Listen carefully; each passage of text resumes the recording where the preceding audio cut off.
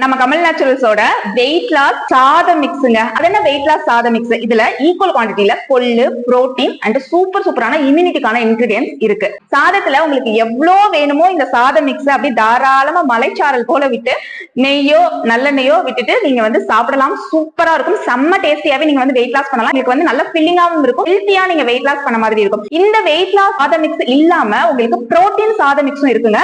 ஏன்னா நம்ம கொள்ளு சேர்த்து குழந்தைங்களுக்கு கொடுக்க மாட்டோம். So full and full protein சாதம் மிக்ஸ் வந்து அவைலபிளா இருக்குங்க நம்ம கிட்ட. நல்ல சுட சாதம் எடுத்துக்கோங்க. நான் ரெண்டுமே மிக்ஸ் பண்ணி காட்டுறேன்.